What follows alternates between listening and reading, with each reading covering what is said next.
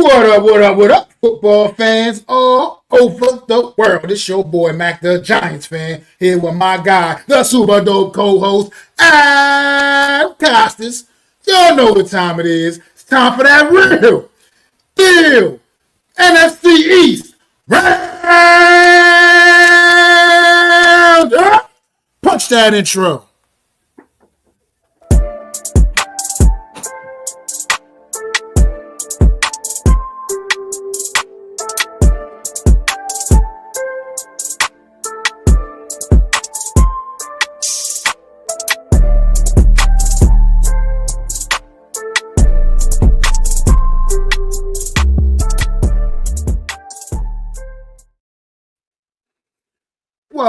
Good afternoon. Welcome to another edition of the Real Deal NFC East Roundup. I am Mac the Giants fan here with my guy, the super dope co-host Adam Costas. How you feeling today, Adam?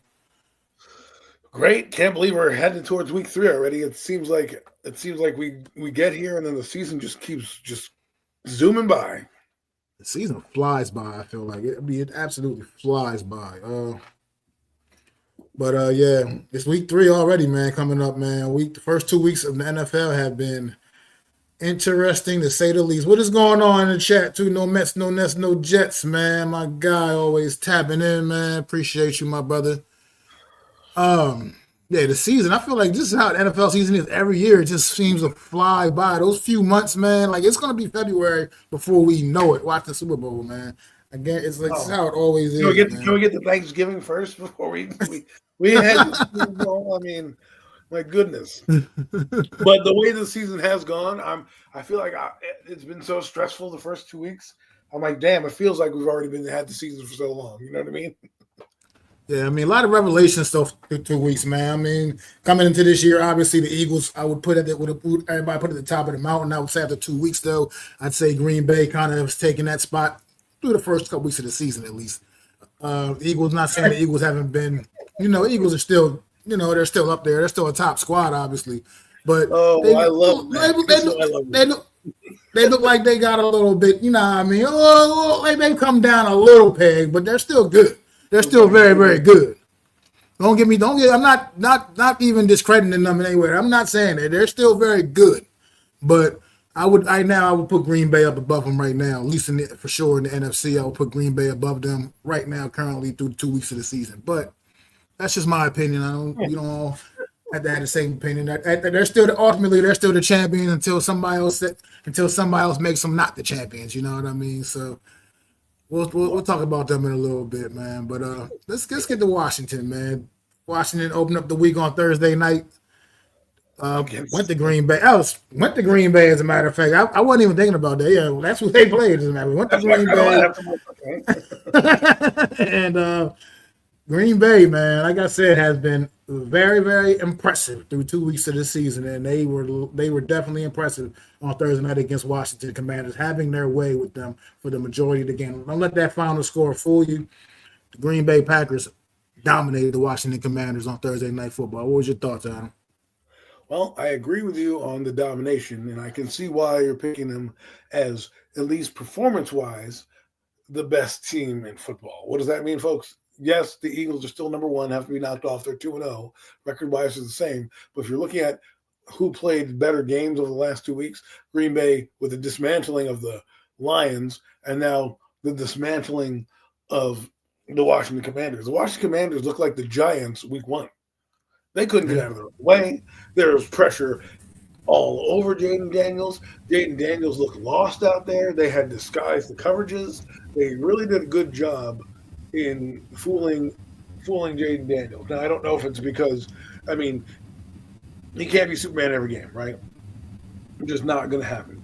And so with the defense that they had gotten in Green Bay, and I think that's where they really will become championship level. If their defense can dominate the way it did with Parsons and McKinney and a few others that are back there, Jordan Love doesn't have to do much. Now, granted, he is playing phenomenal. Right now, it's him and Dak Prescott that I believe, well, and you can throw Josh Allen in there as well, who have played the best quarterback the last few weeks in the NFL. Their 2 games consistently. So with that being said, if Jordan Love plays the way he does, and the defense plays the way they do, maybe you're right, Mac. Maybe we'll be talking about them in late January, facing one of these two NFC East teams, possibly the Eagles. Um, right now, as for Washington, I'm concerned across the board. A lot of injuries in this game. Austin Eckler, obviously a non-contact injury. I don't know if it's a blow to their offense. I mean, it's a blow because you don't never want to see a player go down. But I feel like Austin Eckler was very a niche player for them. Like he wasn't really he was past being an every down back, and he was getting phased out anyways with the new kid coming in, and they had McNichols, I think his name is, or something like that, who also they gave burn to. So I'm not. The loss is always bad, but I think the Jaden Daniels thing is more serious, obviously, because you could see what happens when he doesn't have magic. When he doesn't do his Jaden Daniels things and play at the level that we expect him to play at. And I thought he played very well against the Giants. I thought he was a smooth operator of the football. I think he navigated very well. He missed a few throws, obviously, the timing with Terry McLaurin, but I didn't think he played badly at all. As a matter of fact, I thought he had a decent performance against the Giants. And I'm not trying to be biased. This performance, it was not good. And if he doesn't have the magic, that team can't do anything.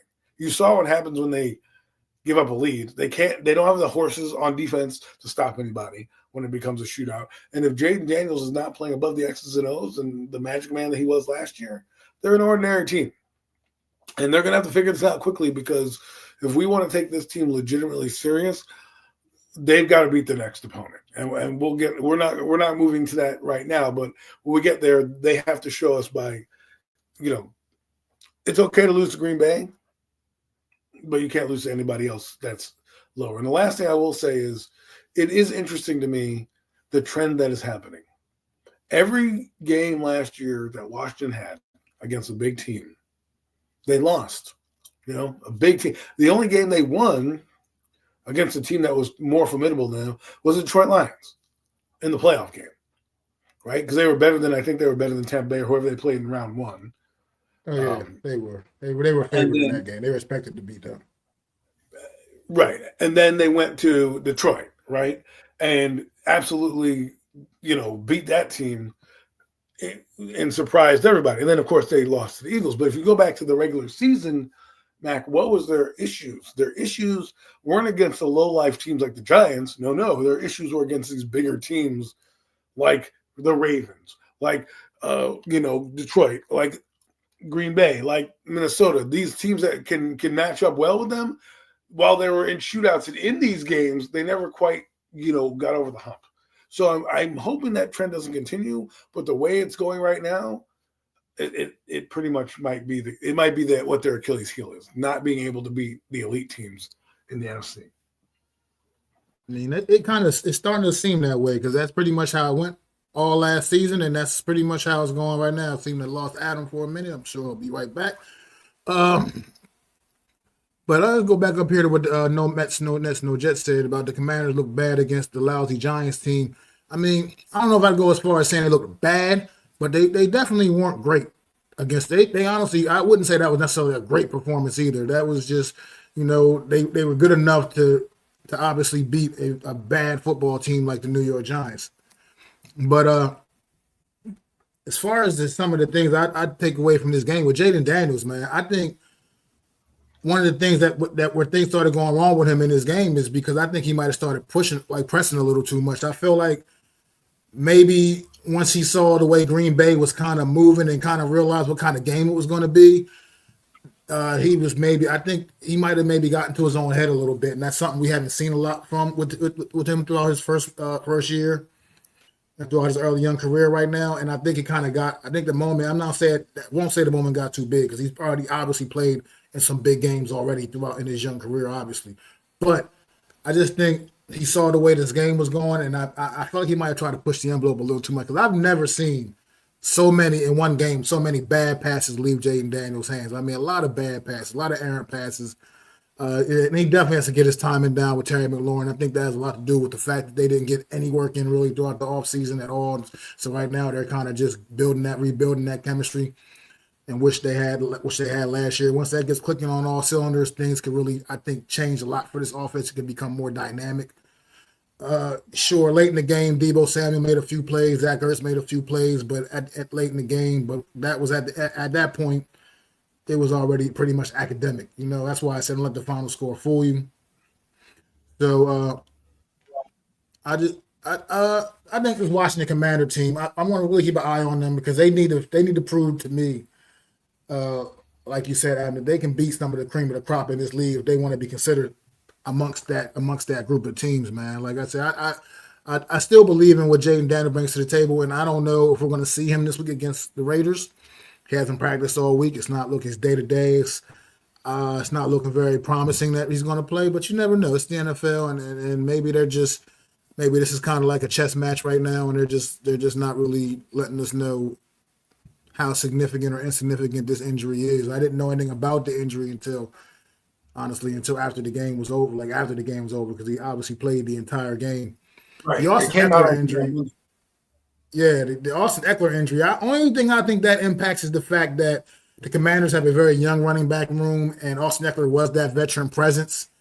And I don't necessarily think he was the best running back in their room. I think they might have found a hidden gem in the seventh round draft pick, Ja'Cory Krosky Merritt, aka Bill. I don't know where Bill comes from, but aka Bill. I think they might have found a hidden gem in that young man. But it's always good to have that veteran presence. You know what I mean? It's like even if he's, like I said, not necessarily the best guy they got, it's just good to always have that leader to fall back on. Like, say the young guys get in there and maybe, they get a little, slippery fingers, you know what I mean? Like, for instance, like the other night watching the Chargers, Omari Hampton late in the game when he put that ball on the ground.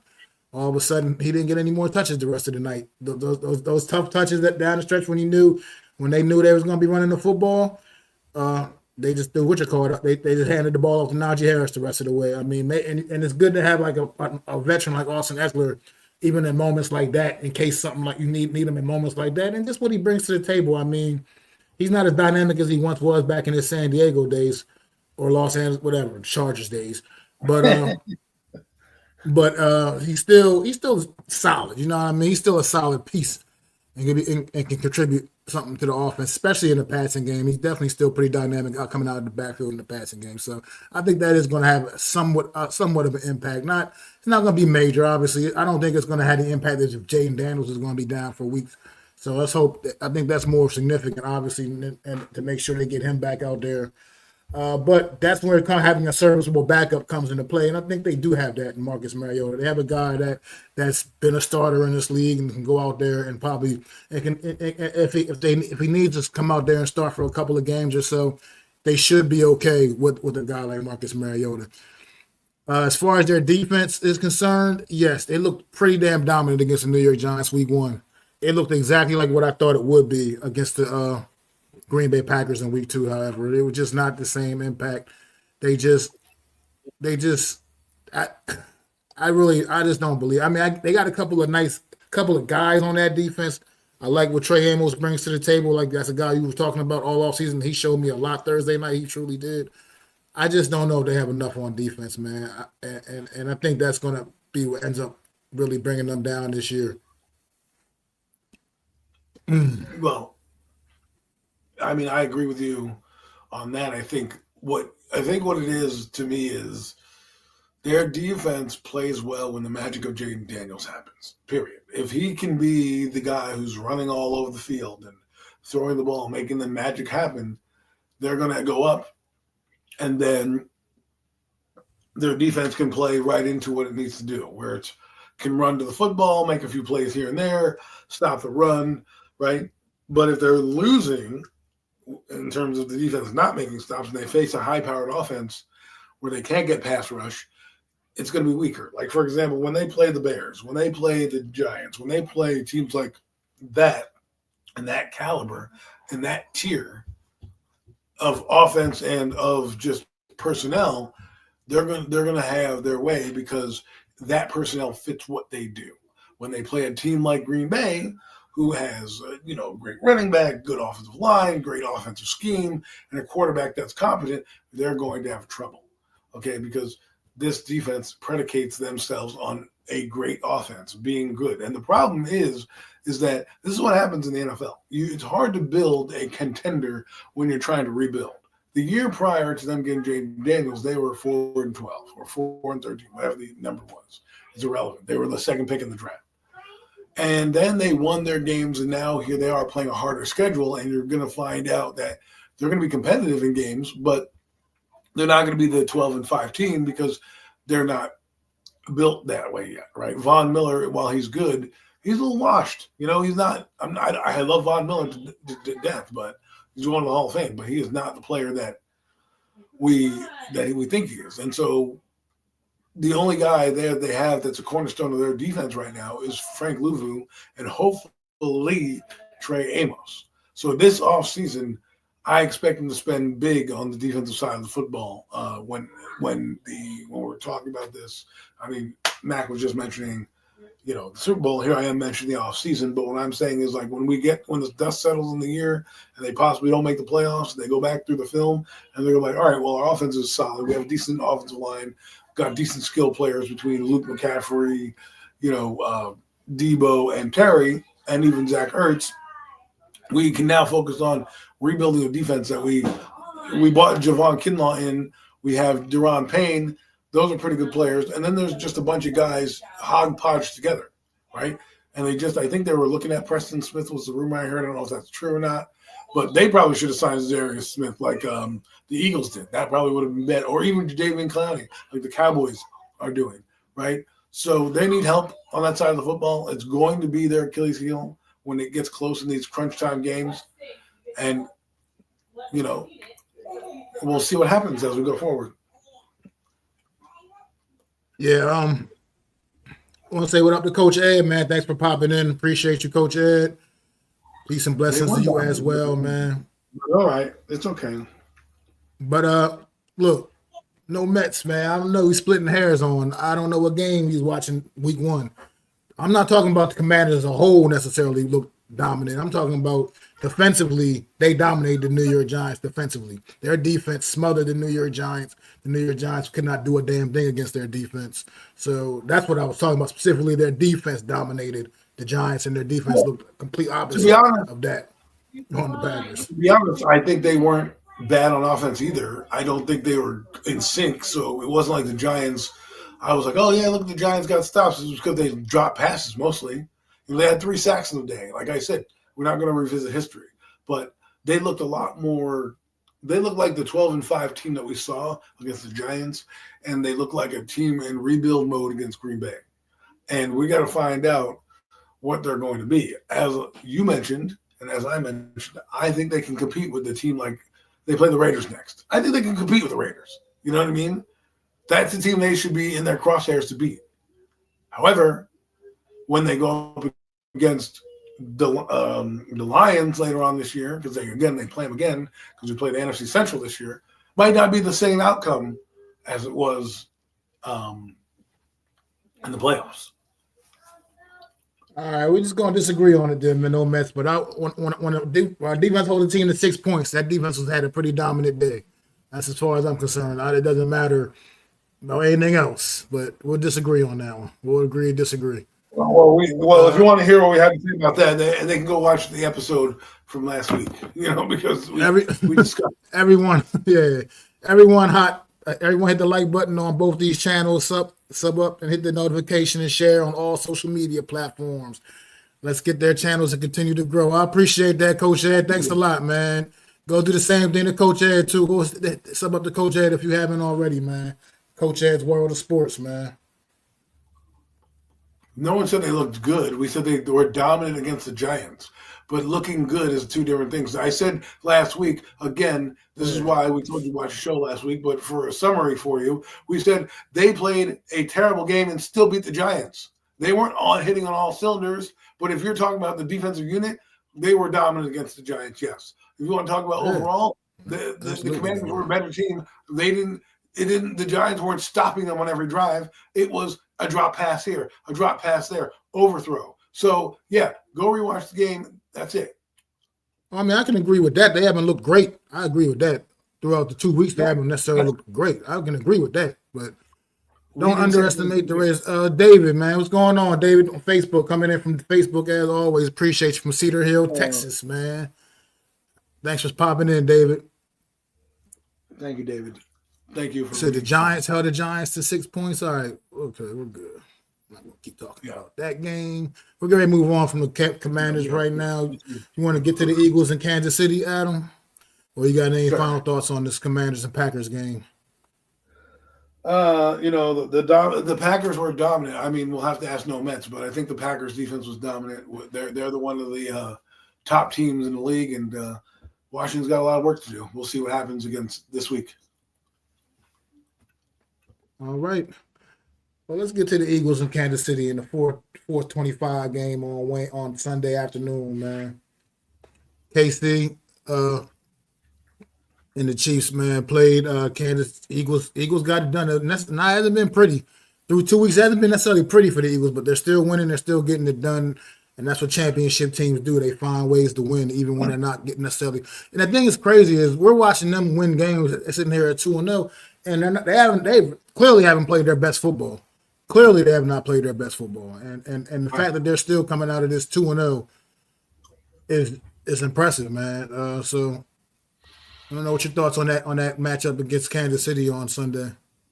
Well, I thought the Eagles, didn't play their best game, but I also give credit to Kansas City for kind of, rising to the occasion, I guess to say. I mean, Kansas City shouldn't have to rise to the occasion, but my point is their defense did an admirable job against that offense, and I just, it was a tough game, and this is what we talk about when we talk about winners.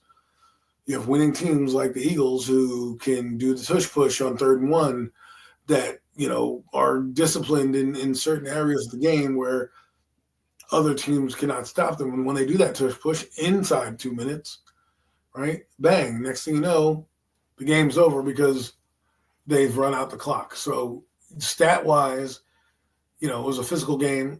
Their offense was not overly impressive if you look at the numbers, but they did what they needed to do on that day. And I think you got to give credit to Kansas City, for holding their own again. And, I think playing a better football game than they did against the Chargers and being in a position to win. I mean, a lot of these games I feel this weekend have come down to moments in time. And what I mean by that is certain moments that we don't know if it's going to come back to bite them. Sometimes it does, sometimes it doesn't. A lot of the moments this week have. For example, the 4th and 1 inside the 30-yard line for the Kansas City, or 40-yard line for Kansas City. Right then and there, if you understand that the game's a 10-10 game and you punt the ball away, and I know Andy Reid said in an interview recently, he said, "Oh, I was being aggressive there." He misread that. He made a bad coaching gaffe on that era. He should have just punted the ball away, let your defense, which had been playing a good game at that point, see if they could stop them, right? Maybe knock the ball down, maybe get a punt themselves, and maybe don't lose that possession. So that's one gaffe. Another gaffe is the 58-yarder from a normally reliable kicker in Harrison Buckner. He missed a kick, which would have ended up eventually being the tiebreaker in the game, and who knows what the Eagles would have done. Maybe they don't sit on it there. Maybe they kick the field goal. They could have probably still lost again, but we're talking about strategy changes when you have the lead. And then you also have the missed touchdown from Travis Kelce, which also would have helped them remember, because they did then score a touchdown with Tyquan Thornton. So 10 points came off the board for the Kansas City Chiefs. So we're talking about a 27-20 victory as opposed to a 20-17 victory. Now, again, if ifs and buts are candies and nuts, every day would be Christmas. But we're analyzing this game, and 3 plays really, really magnified the Chiefs' reasons for losing. Not saying the Eagles would have not been able to find a way to win, but it was, if you look at the stats, go look at the numbers, Mac. I looked at them this afternoon. The team is evenly matched. They both had like 400 yards total offense. They both had like 200 yards passing. They both rushed for like 120 yards. They both had the same amount of like almost time possession. The game was virtually even.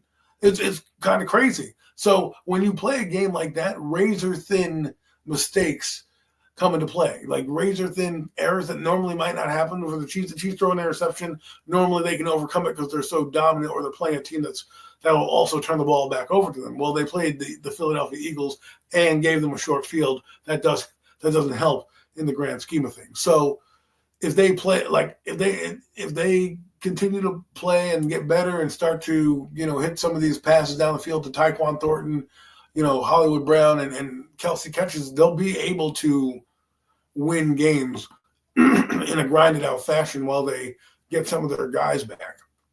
So I just wanted to point that out. As for the Eagles, real quick, they haven't played their best games, Mac. I'm not looking at these last two victories of the Eagles and man and go, man, they dominated here, they dominated there, they were very impressive. I mean, first game they moved the ball up and down the field, and then kind of got stopped in the second half. This game they had spurts of it, but they really were shut down by Kansas City. And hats off to the Chiefs. Absolutely agree. The Eagles' defense has been winning them these first couple of games, honestly. Because and the fact that when it is time to make a play off, even on offense, they find a way to get it done. If I would have told you that Jalen Hurts, through 2 weeks, is only passed for 253 yards and no touchdowns, and throughout the first 2 weeks of the season, you wouldn't think the Eagles would be sitting here at 2-0 right now. But yet, this is how good this Philadelphia Eagle football. This is what we're talking about with good football teams. When everything's not going right, they still find other ways to just still get it done, continuously find ways to get it done, man. And You're right. Jalen Hurts' numbers right now they're not the greatest through 2 weeks. Let's just face it, they're not. For all the people that were, really getting upset about the quarterback list that came out, well, right now, he's not putting up top 5 quarterback numbers. He's just not. That just is what it is. But the guy in Dallas is playing better than him. But at the end of the day, his team is still 2-0, man, and he's still making enough plays to get them where they need to take them where they need to be, man. And like I said, I think the scariest part about this Eagle team right now is the fact that, like we both just mentioned, they haven't played their best football yet. So just wait till that starts happening, and then I don't know what else to say. Saquon Barkley had a pretty decent day. 88 yards on the ground, another touchdown. He's got a couple on the year already throughout the first couple of weeks. You'd like to see the passing game pick up a little bit, but right now they're doing just enough, and they're getting it. Like I said, getting job. And defensively, they look like as good as they were a season ago on the defense side of the ball. They making plays. They got, once again, rookies making plays, stepping up guys. That McCool got that big interception out that bounce out of Travis Kelce's hands. Once again, just so rookies paying dividends for the Eagles. There's not a lot you can say bad about this team, even if you really want to. You just can't. It's just hard to. Do I think they're the best team in the NFL right now, currently through 2 weeks? No. But I've already expressed that. I don't think they are. But that doesn't mean I think they're still a very good team, and I think they can still, at some point, get up to that point of being, once again, the best team in the league, let alone in the NFC. They can definitely play up to that point. They just haven't played up to that point through 2 weeks of the season. So, I don't really have a lot. I don't really have a lot to dive into with the Eagles right now. They're still a very good team. It's like you almost want to say they're off to a slow start, but they're 2-0. So it's like it's like weird. It's like it just hasn't looked as impressive as you would think it would look. That's all. But at the end of the day, they also have played the Cowboys divisional matchup, the Kansas City Chiefs Super Bowl runner-up. So it ain't like they played against slouches either throughout the first 2 weeks of the season either. So and they easily could be 0-2, to be honest. Let's be fair. They could be. They very easily could have lost both of those games. But like we said, this is a championship caliber team, and that's what championship caliber teams do. They find ways to win. The tush push is still dominant. No one can stop it.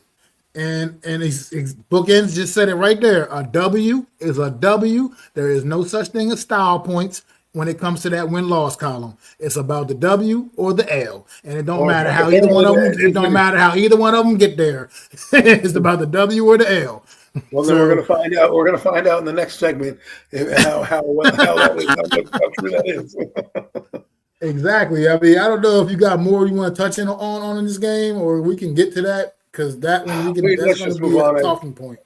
That's going to be a talking point. I think a lot of people need to, they need to hear what they really came here for. Let's be honest. Yeah, let's get to the 1 o'clock window on Sunday, man. New York Giants going down to Dallas, playing in another NFC East divisional matchup. hoping to avoid an 8th straight NFC East loss. Played about as good as we've seen the New York Giants play on offense in years. And yet, Probably a decade. the New York Giants still come away with the L, 40-37 in overtime. Heartbreaking loss. A lot of blame to go around. Let you go ahead first, Adam. Well, you're right, Mac. And Russell Wilson gave me the old F you, right? He said, Adam, I heard your rant. I heard your rant on last week. I heard what you said about me, Rusty Russell, washed up, Mr. Limited. Well, guess what, mister? I am back. However, Russell put that great performance together, and at the end of the game when we needed him the most, he made two of the biggest errors that were in the game. And is where I'm talking about. Somebody brought this up to me, and I loved it. I think it was Salicata, WFAN, one of those idiots out there. Sorry, guys. You are idiots, but love you. Anyways, they were talking about Russell Wilson and Jackson Dart. And I think it was Licata who goes, if Jackson Dart did this, I'd be so happy right now. I'd be so happy. We got our quarterback. We threw for 400 yards, blah, blah, blah, whatever numbers he ended up with, right? 37 points. But because it's Russell Wilson, it's like, man, great. But he's going to be going in 15 games, right? So while I liked what they did and I thought it was great, they lost. An L's an L. And you lost in the most giant way. First off, let's get to the law. Let's fast forward, right? Let's get giant to the way. Let's get to the fucking fourth quarter because the other three quarters are irrelevant because the fourth quarter was a fucking fireworks display. If you thought the Macy's Fireworks Spectacular was great, well, the fourth quarter of this game was fireworks galore. So we get to the fourth quarter. The Giants are now up, 20-17. And then the Cowboys go down the field and they score. They're 24, to 20 right now. Then the Giants score and it's like the Cowboys go down and score with 52 seconds left in the game. After they just got 20 points, the Giants score another touchdown. I think it was Wan'Dale Robinson who caught a touchdown to put them up 24 to put them up 24-20. And when they went down and scored and had the ball, I'm like, man, all they're going to need to do is just run the clock out because they're moving the football and not give any time back because the Giants possibly could score. So I thought the Cowboys ran one too less plays. What does I mean by that? Like, yes, you want to score the touchdown, but what if they had ran the ball at that point, right? And then they got up to the line and they still had a timeout. They still have a timeout to use, I think, at this point, or you could still at least gotten 2 plays in the huddle, ran the football, put some time on the clock, and you would still have 2 downs to get in the end zone. Now, they might not have made it. We could be second guessing that idea right now. However, they didn't, so they scored. Now, when there's 52 seconds left in the game, I don't know if the Giants have time. With Daniel Jones, I would have said it was curtains. It would have been curtains for the Giants. Well, we had Russell Wilson, and here we go. Russell Wilson goes down the field. The Cowboys are playing prevent defense, which obviously didn't prevent them from anything because there goes Russell Wilson running on his lead feet, gets to about the 50-yard line, is there, gets everybody ready. They don't get much more yardage. It's now 4th down and 3, and you're like, oh, this is it. And the Giants got to go do something here.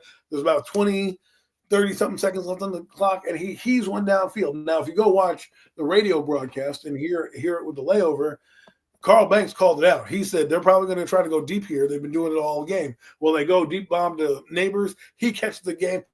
I'm like going crazy. Ludd, my friend who's also watching the game, he's going crazy, right? So we're both going crazy watching this game. And I'm like, but this guy has a great leg and they still have a couple timeouts. The Giants need to be cautious here because this guy could drill a kick from the moon. So Cowboys get the ball. Here we are. 25 seconds to go.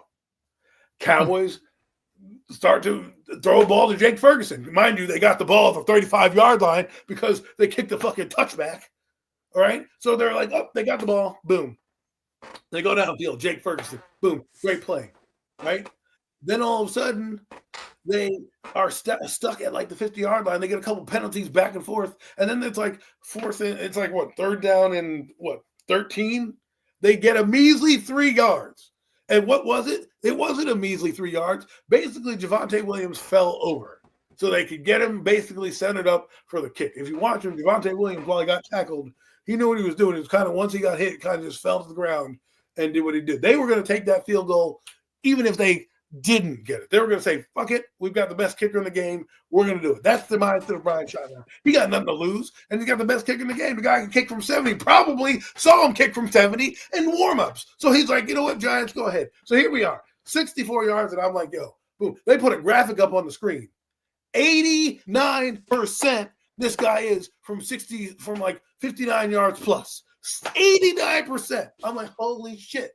Holy fucking shit. So they snap it, hold, kick. You see it move a little bit. I'm like, oh, shit, it went in. And then you look at the replay, and that shit had an extra 8 or 9 yards on it. He could have kicked that shit from 70 back, from 70. And I blame Shane Bowen for not playing aggressive defense. You know who else I blame? Fucking Brian Dable. Everybody wants to fucking throw shade on fucking Shane Bowen, and he's going to get his. Don't you worry. That motherfucker, I don't know what the fuck he's doing. 2 weeks in a row, don't know what the fuck he's doing. But Brian Dable, have some balls, yo. You want to fucking throw? No blitzing. You want to throw Hudson under the bus, right? And bench him. But then your coordinator is out there, and you have to stop a certain yard marker. You have to stop a certain yard marker. Don't let them get past the 50. Hello, don't let them get past the 50. Maybe blitz. And what do? You watch fucking Bobby Okereke and a few other idiots running down the motherfucking field down the center. For what? For what? What are they doing? They're not looking at anything. The ball's already out. And then we get into overtime. Okay? We get into overtime, and the Giants defense finally makes a couple stops. Again, good job. Then they get the ball to the offense, the most reliable offense, and boom, there goes Russell Wilson. I don't know what the fuck he was doing, but I guess he was trying to pull the ball back and do something. The ball went laterally, and nobody ran for it except for Scatterbo. And that could have, imagine if that's how the game ended. That would have been ridiculous. And then finally the Cowboys get a minuscule amount of pressure, and they throw the ball, and it's intercepted. And I'm looking at my friend Ludd, and I'm like, it's over. He's like, well, what if it ends in a tie? I'm like, they're not, because the Cowboys only have to play 40 yards to get in the field goal range. And what did Bowden get to the 50? What did Bowden do it again? What did Bowden do it again? He didn't play any defense. He let them mark bing, bing, bing right down the field. And then guess what? When they actually had a chance to stop him and make it a hard field goal from like 50-yard line, we run man coverage for the first fucking time, and up the middle goes Dak Prescott on a back-breaking run. And at that point, the game was over. And Mac, you said it before, and I hope people are not missing this. An L's an L. And this coach is 0-8 in the division. That is terrible. And I'll stop talking. I'll get to Bowen in a minute, but those are my thoughts starting out.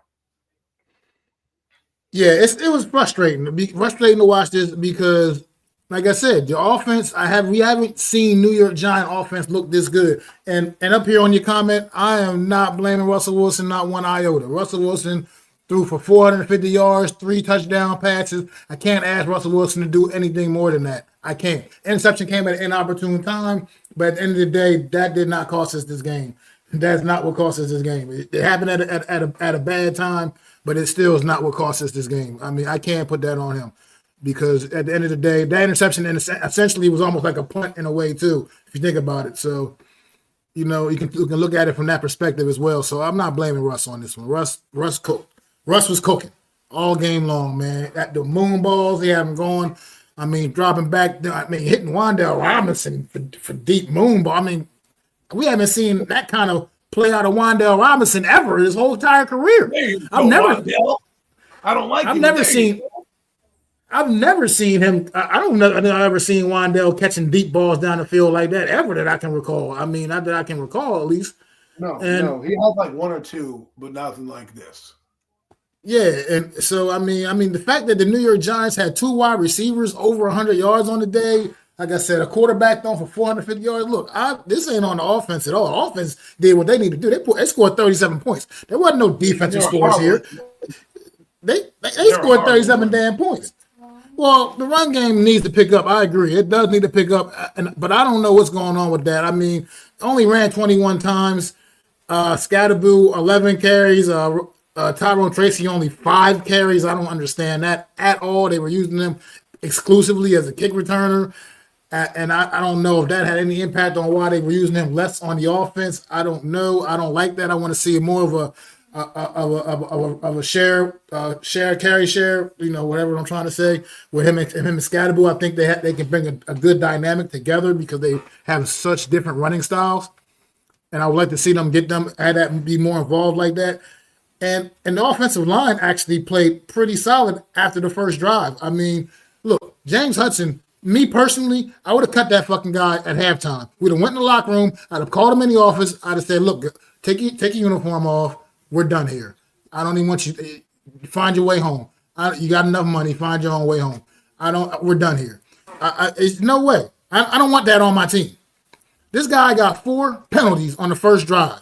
4 penalties. 2 of them were personal fouls.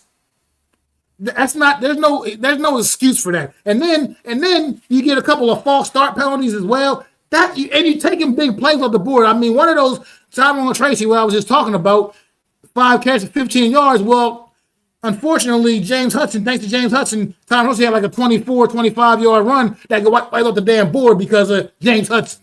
You know what I mean? So things like this are what bother me about this football team because we have so much going good in this game, and then it's those same old, some few bad things that just ruin the whole thing, man. Ruin the whole thing. Shane Bowen, it would have been so hard for me not to fire you on Monday morning.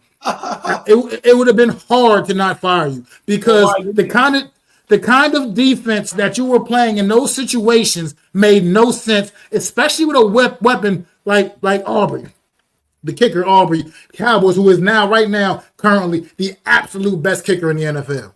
And to have a weapon like that kicking the ball they have, all they need to do is basically get to the 50-yard line, to midfield. Right. And you're playing these guys 20 yards off. You're playing these guys, these D-backs way back, letting them just pretty much pitch and catch their way into field goal range, essentially. Which, and to me, it's no excuse for that. You got to be aggressive in those situations. You got to put the heat on Dak. You got to bring the pressure. You got Abdul Carter. You got Kayvon Thibodeau. You got Brian Burns. You got Dexter Lawrence. You got to put the heat on that man. You letting him just sit back and just doink, doink, doink, doink, doink. All right, come on, Aubrey. Kick that 64-yard bomb. That's just ridiculous. And then Brian Dable, you're not the hook, like you said, off the hook either, because the reality is this. You ran Wink Martindale out of town. And then, but you're tolerating this nonsense from Shane Bowen, the way he's calling the game. You're satisfied with that? You can't be.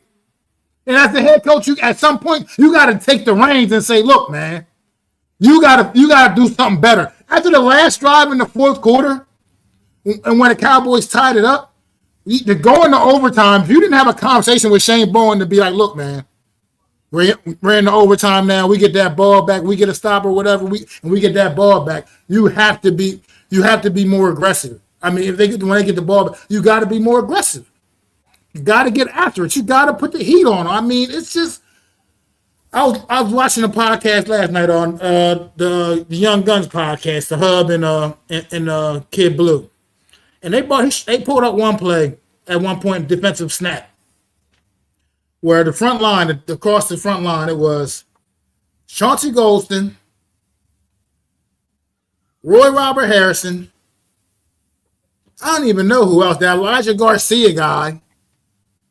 And I don't even know, and somebody else. And then you had Brian Burns playing off-ball linebacker on this same play. And it's like, what the fuck are we doing?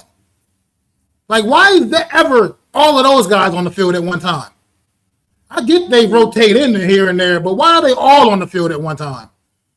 As if we just said, okay, all you good guys, all our better guys, y'all come out right now all at once, and we're gonna put all these guys in. To me, it's just crazy to me, some of the stuff we see with this football team. It doesn't make sense. What is going on too, Tudo? Appreciate in the chat, man. Thanks for stopping in, man. But to me, this team scored 37 points, like I said, the offense put up 30. And normally we're up here talking about how bad the offense is and what the offense didn't do, and they didn't score points, and they didn't do this, and they didn't do that. And sure, there were still other opportunities the offense left on the table. You know what I mean? They could have put up more points than the 37 they scored. But I'm still not mad. They scored 37 damn points. Like I said, you had quarterback playing out of his mind. You had a couple receivers playing out of their mind. The running game does need to pick up. But Scatterbill overall had a still pretty solid game for his second career game. Pretty solid performance overall. Overall, it wasn't bad. You know what I mean? Of course, he had that one big drop on that fourth down. But not gonna hold him to that. It wasn't necessarily a perfect pass, but it was something he should have still. Neighbors. It was something he had a huge something drop. He should have been able to catch. It was a huge drop. It was a big momentum, big drop. But we aren't this. But like this team, man, like I said, there's no excuse for them to have lost this football game the way they played offensively for sure. Defensively, look, can we all pump the brakes now, y'all? Can we pump the brakes? Look, myself included. We hyped this defense up clearly with Shane Bowen calling this defense. It's not looking like it's going to be a top 10, top 5, top 10, not top anything. Because right now they're still getting just destroyed in the run game. Once again, the Cowboys ran the ball very well against this Giants team to the tune of 135 yards on the ground. Javonte Williams, 97 of those yards. That's not good enough. That's never going. And I understand Dex is still kind of getting his feet wet a little bit. Yeah, but at the end of the day, he's only one guy. Where's the rest of you guys that they've been out there all spring, all summer, like that, been getting it in, getting it done, man. And another thing I want to talk about before I pass the mic back on offense, man. There was something that did happen in this game offensively that needs to become a permanent fixture. And after that disastrous first drive by one Mr. James Hudson III, the New York Giants did show him to the bench at least. Okay, and then they inserted one Mr. Marcus Bowe, 5th round draft pick out of Purdue. Put him in at left tackle. Didn't hear his name the rest of the game. And when you don't hear an offensive lineman's name, that means he's doing something good. That's all it means. And Marcus Bowe played phenomenal out there. Overall, for his first, basically he played the whole game. He only just missed that first drive, obviously. So he went out there. I'm very impressed with what I saw from Marcus Bowe in this game. I had a close eye on him. That young man was holding his own out there, was not allowing pressures, did not allow Russ to take, wasn't getting Russ killed from the blind side. She demonstrated he had very good footwork. The opposite of what Evan Neal has demonstrated over the course of his career tenure here with the Giants. Great footwork. He's not as one thing I do know is about him. He does need to get a little more physically stronger, be a little more, so he can be a little more dominant in his run blocking. But that'll come. I think that will definitely come. This young man is one of the New York Giants' best 5 offensive linemen, I feel like now at this point. And now he needs to remain in the starting lineup some kind of way, even when Andrew Thomas comes back, which from what I'm hearing may actually be Sunday night. But I don't know. So about that. So you don't know about what? Andrew Thomas coming back yet. I don't know. They're saying it's looking pretty good that he might actually be out there Sunday night. But things I've been hearing. But is he going to be healthy enough to, you're putting him in a huge spot, right, against one of the best defensive lines in football. And, I don't want him to come out there and overcompensate. Next thing you know, he's out. You know what I mean? If you deem that he can use an extra week and you got the young kid, like you said, that can play, then put the young kid out there one more week and let him come back against the Chargers when he's fully healthy, and not just – and he can do a full week of practice in pads When he's in pads, if he's in pads tomorrow, like actually hitting, then I'll be like, yo, he's gonna play. But until I see that, I'm not penciling him in yet. Yeah, I mean, well, look, I'm just saying what I've been hearing, that the portions that he might be like she could be geared up and ready to go for Sunday night, but it's not still nothing guaranteed. Nothing. We'll find out more. Probably know more about Friday for sure when the injury report, official injury report, comes out.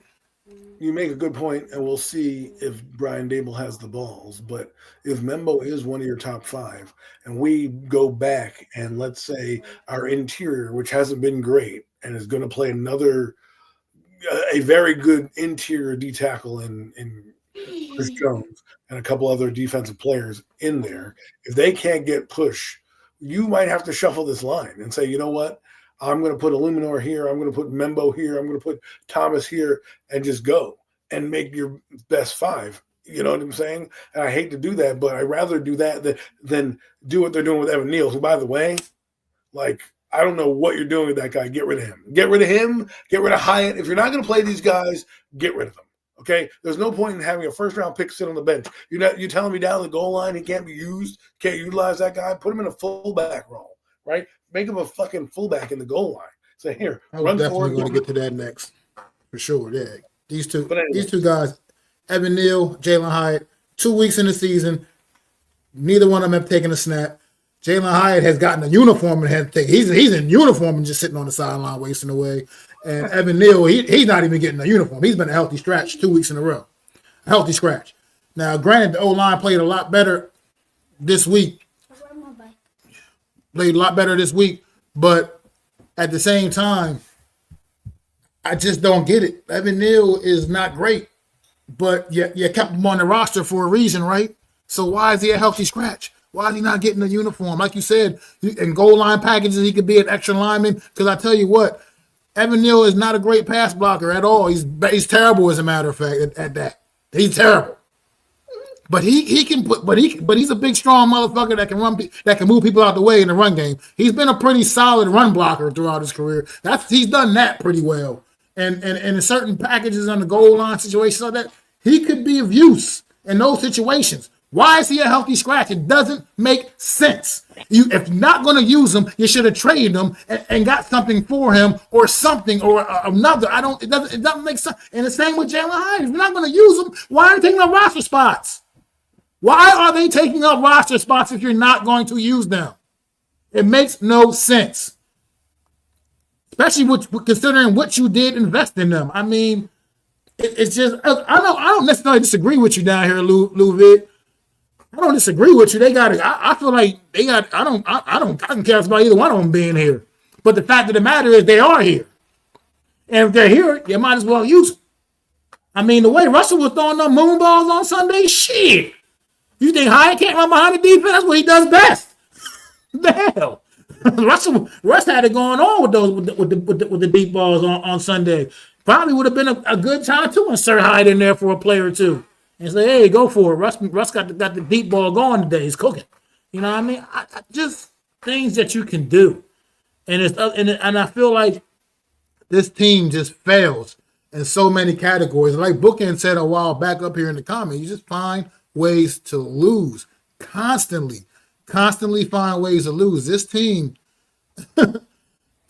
I just can't figure it out. It's like you don't want to win, even when you play decent, solid football overall for the most part. Because 14 penalties for 160 yards is unforgivable. Also, we ain't even talking about that. We've got to bring that up. That's unforgivable. You can disagree with some of the calls, because I do think some of them were a little questionable, especially those roughing the passer penalties that I hate so much because I think they're absolutely ridiculous at this point now. But the way they call it, you know that's the way they call it. And it is what it is. So you got to just be better and you got to be smarter. And you can't rack up 14 penalties at 160 yards, and that's just not a recipe for winning either. So, like I said, a lot of blame to go around in this one. And Dallas, like I said, I don't know. What do you – because we've been talking mostly I feel like about the Giants, but more so specifically. Thing about Dallas, I noticed in this game, with the New York Giants defensively in this game, for the most part, for most of this game, they kept CeeDee Lamb and George Pickens in check for the majority of this game. But when it mattered most in the fourth quarter and into that overtime, the cream rises to the top. CeeDee Lamb exploded in the fourth quarter of this football game and really took it over for the Dallas Cowboys offense. And I think that had a big difference in this game as well. I don't know what your thoughts on that was. Well, I thought Dak Prescott had a solid football game. I think he played a really good game. And I never thought that the Cowboys were in doubt. I thought once they scored the 10 points, right, they moved the ball down the field and we couldn't quite bury them, right, when we had the chance to bury them. I think that's what kind of got them in. In the second half, they made their adjustments and their offensive line got better as the game wore on and our guys got tired. That's what happens when you run the football. And CeeDee Lamb getting more involved. I think what we forget is we talk about Wandell. I think he might have been mad because my favorite player on the Cowboys, George Pickens, was on the other side. So Wandell had to show me, say, hey, Adam, do you really want Pickens or not? Pickens, he made a couple big catches in the fourth quarter and overtime that really helped him. He had a touchdown catch, but I think in overtime he also had a catch against Paulson Debo where he snatched the ball and Debo was behind him and he's going up the field and makes a huge play. And he's starting to get going. Ferguson had a couple good plays. What I will say about this is the Cowboys took what were given. They got a couple sacks. The Giants did get pressure on them, but for the most part, the Cowboys offense held their own, and Dak was able to move around and do what he needed to do and maneuver.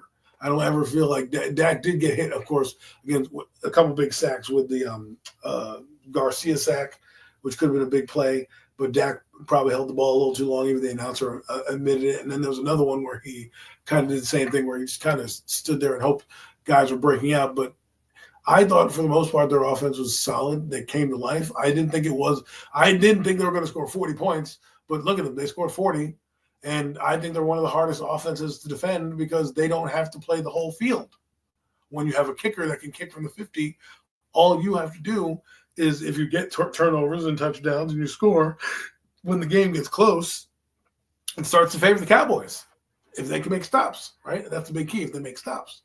Because if you take a lead, right, for example, they were up like 7 points, and they stopped the Giants on defense. They could have just kept kicking field goal after field goal after field goal, and the game would have been out of reach. But it never happened like that. So I was very impressed with what the Cowboys offense did. I was impressed with their run game. Javonte Williams, we spoke about him at the beginning of the year. I told you he would be a capable back. He's only getting better as the season goes on. And he's showing you that he's rounding into form to be the back that he was in Denver. And they can score points with the best of them. I think the Cowboys are going to be better than people think. I think, for me, I think their offense is a 40-point offense. I don't know if our offense was a 40-point offense, because here's why I'm going to throw a little damper on the Giants real quick. The Cowboy defense had a lot of busted coverages. Now, we can say all we want about, how good they were. A lot of the times, it looked like it was a coverage bust. Like, Donovan Wilson didn't, anticipate Malik Neighbors' speed and kind of flat-footed it across when it should have been up over the top, right? Some of those plays shouldn't have happened defensively that happened, and I'm not trying to take anything away from the Giants or whatever, but when you're learning a new defense, because remember they have Eberflus coming in, and you're being defended in certain ways, the Giants got to take advantage of these miscommunications and new personnel that they had going back there. And I think as they go on, you'll start to see the Cowboys get a little better back there. But the guy I want to talk about real quick on the Cowboys is Kenneth Murray, number 59. That guy's a beast, bro. He's all over the field. And once they get rid of number 57, Sansone, because he stinks, and they put in Overshown, I think their defense will be better going forward. I think they need to bring a little bit more pressure.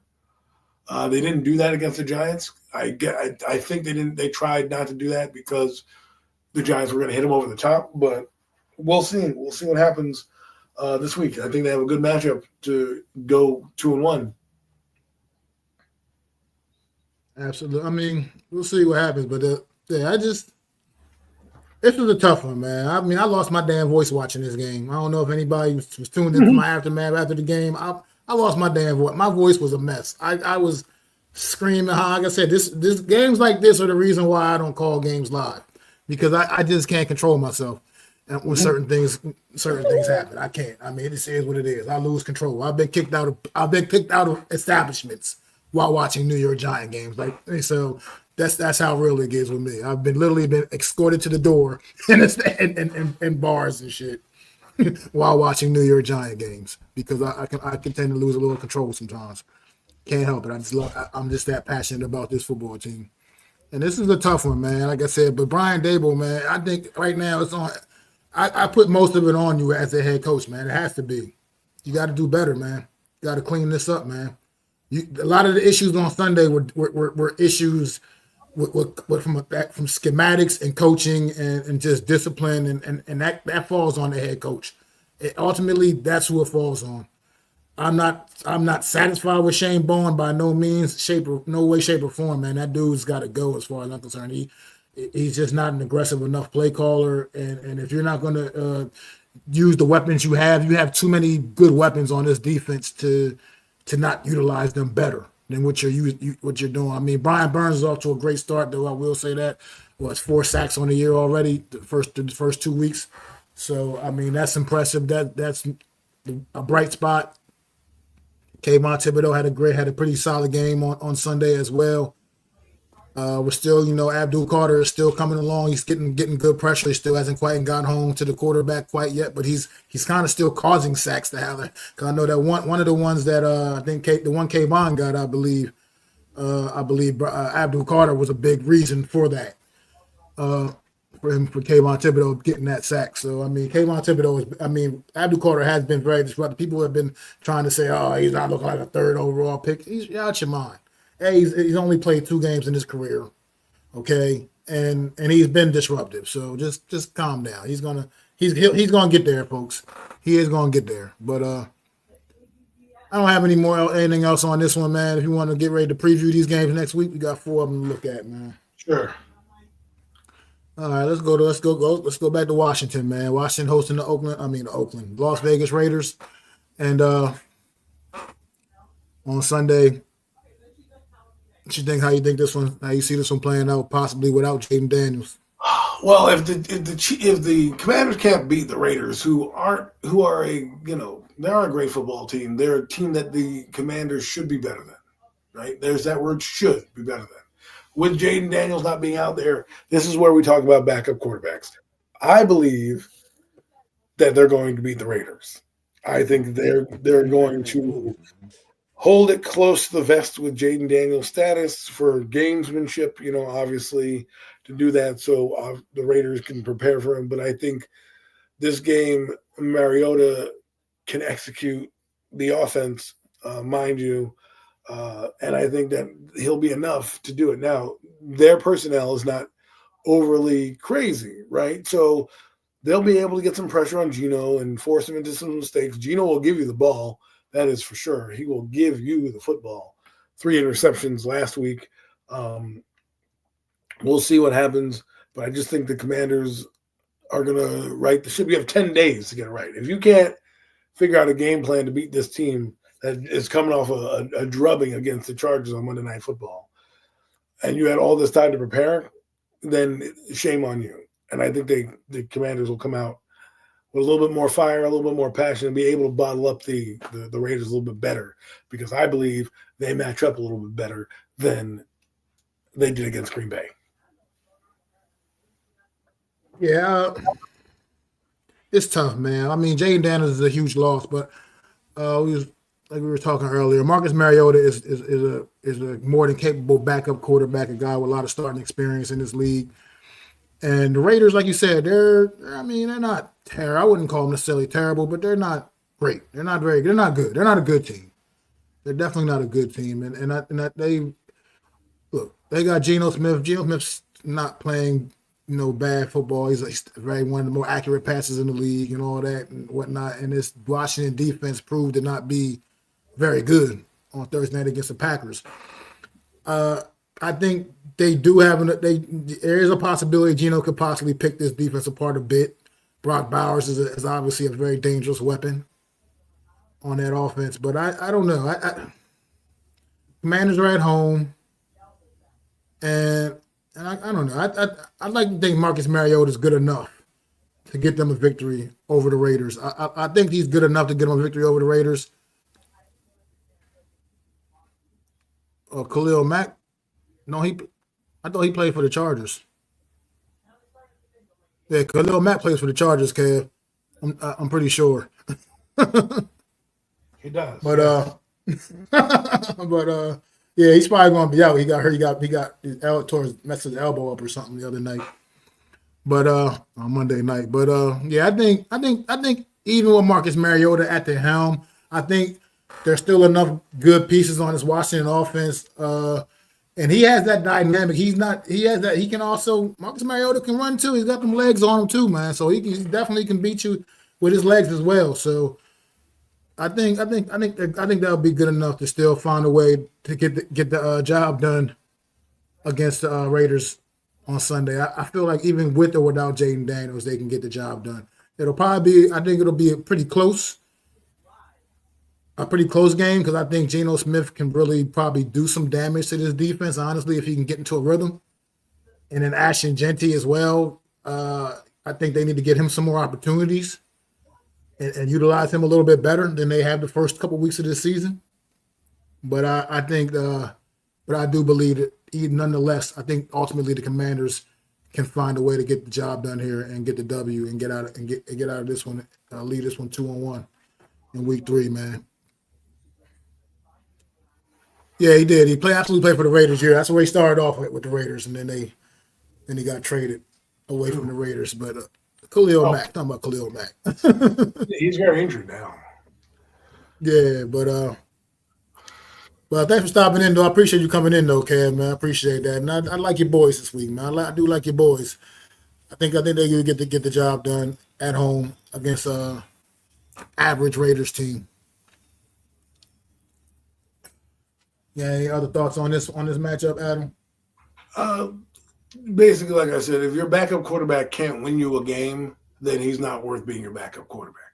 So if Marcus Mariota can't give you serviceable play to beat the Raiders, and you want to claim that you're a good team, you should be able to rise to the occasion and figure it out and beat a team like the Raiders, who, by the way, are technically in a rebuild mode. They are competitive because they have Pete Carroll, and they're no slouch, but they are in a rebuild mode. So you got to beat this team. They're on your level or below you, actually. I think the key to this for them is going to just being able to keep Geno Smith under control. Because if you let him get comfortable back there, like you're gonna have to be able to get your pass rush going a little bit on him. If he is comfortable back there, I think he will be able to pick this defense apart. Though I think that could be the one way the Raiders can get the Commanders here if they're not able to get pressure on Geno and able to just force him into some bad throws. Because if you let him get comfortable, he'll pick this defense apart. And Brock Bowers will definitely tear up the middle of this field. So we'll see how that goes, man. Who's up next? Let's go to the Eagles, I guess. The Eagles playing the Rams. Another rematch from the postseason, man. How you feel? How you think about this one, Adam? I'm gonna go with the Rams because they're looking poised for a big year, and I think this is the game they circled on their calendar that they wanted the most. And I feel it's in LA or is it in Philly? I'm about to check right now. Hold on. It is in. Man, where the hell is it at? Where is this game at? Not that it matters. These two teams can go. It's in Philly. Yeah, it's in Philly. But remember, last time the Rams were in Philly, they had an opportunity. Now, their coach, I don't know how he's going to be coaching. I heard that he hurt his Achilles in the game. The coach? Yes, Sean McVay is injured. So I don't know if that coach got injured. Jesus. I think I heard that somewhere. Don't quote me on it, but someone mentioned that he might have tore his Achilles or something like that, or pulled a calf muscle, or did something. So we'll see how that affects the team. This guy is tough, so I wouldn't be surprised to put him in a walking boot and he's on the sideline coaching the team, or on a wheelchair, or coaching.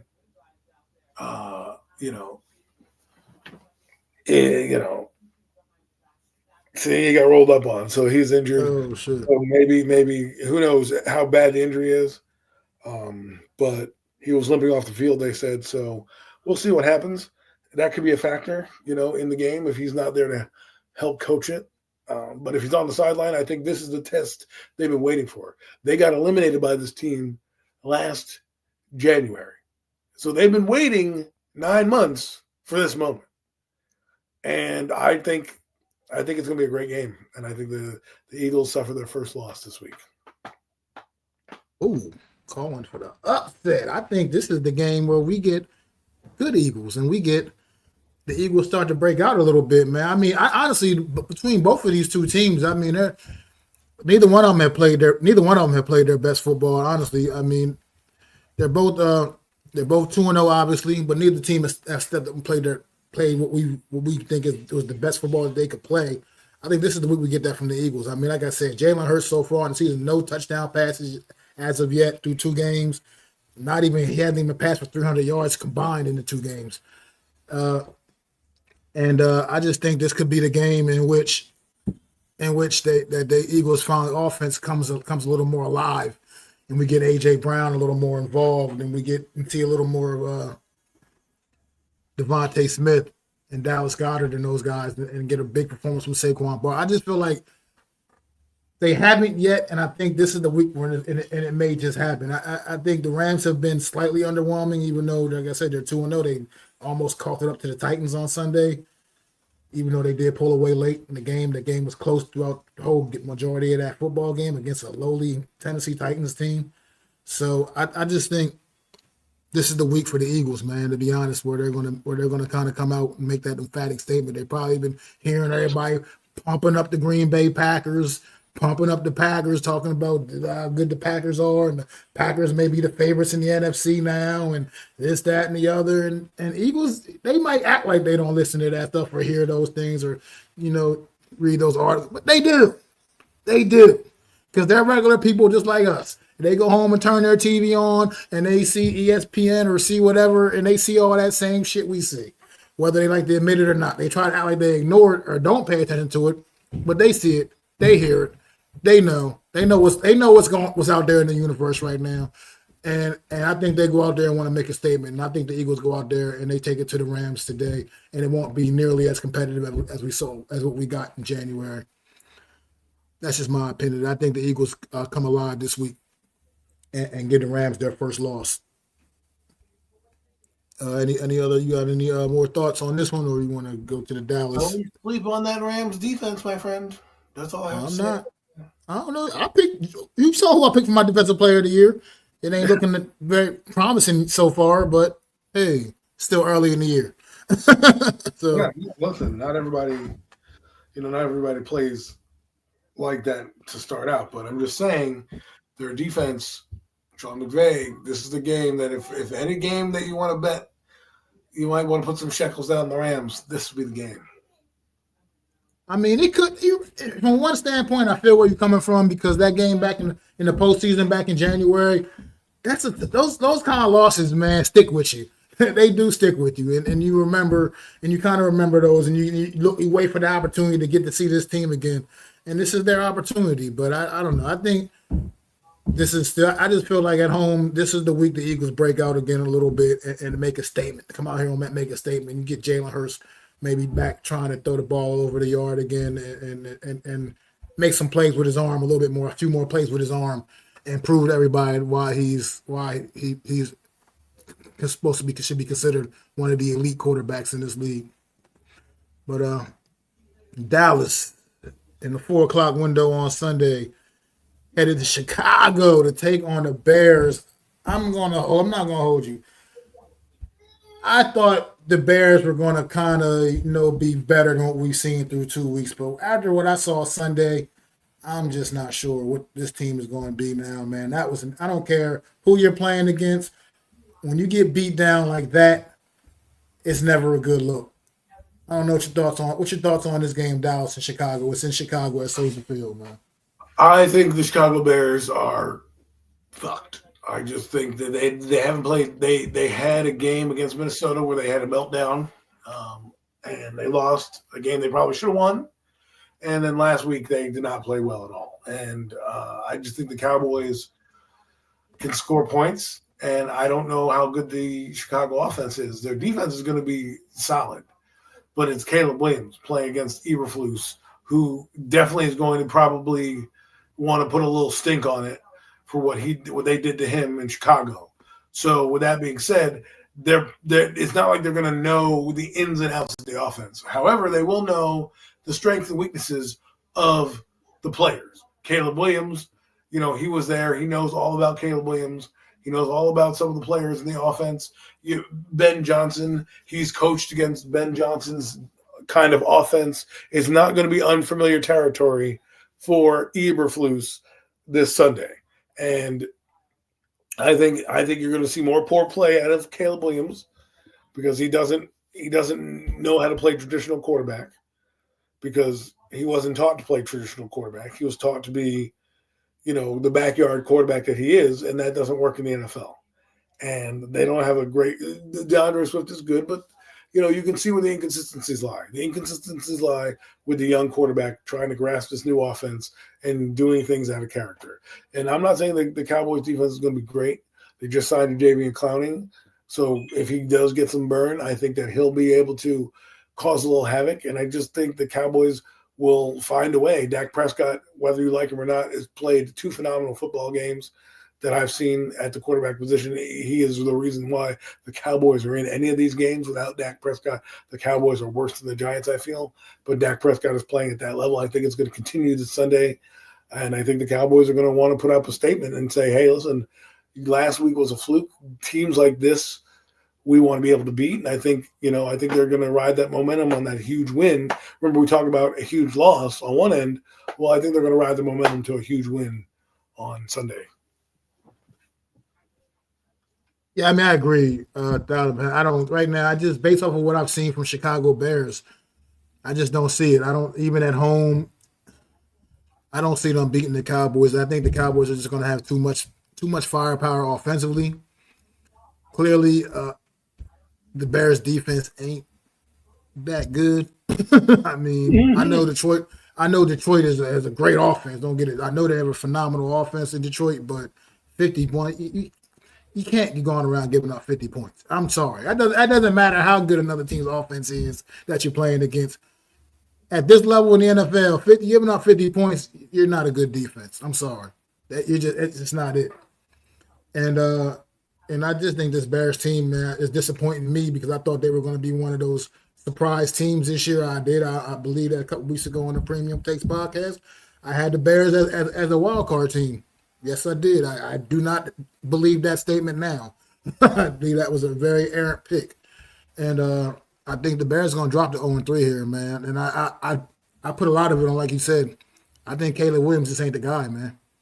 I think they are really, really wishing that they would have drafted one Mr. Jaden Daniels instead of Caleb Williams a year ago. Now, I think it's still early in his career, and I'm not saying he's a bust or anything like that, but he's not playing up to the standards of a number 1 overall pick.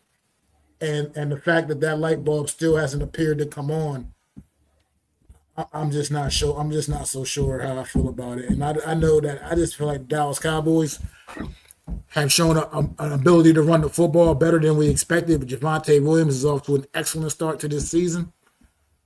And CeeDee Lamb, George Pickens, Jake Ferguson, Dak Prescott, like you just said, is playing right now at a level of where he's definitely right now through 2 weeks, top 3 in the league easily at quarterback at the position right now through the first couple of weeks of this season. I really have the MVP for me right now. I don't know. I might go Justin Herbert there. Justin Herbert's cooking, man. That was my MVP choice. Justin Herbert's cooking, but at the end of the day, he could be in like that race. Is what I'm saying. Yeah, I got you. I feel what you're saying, but I just think that Dallas is gonna have a little too much for Chicago. I don't see them. Although here then again, makes me think because Dallas is that team too. They're that team.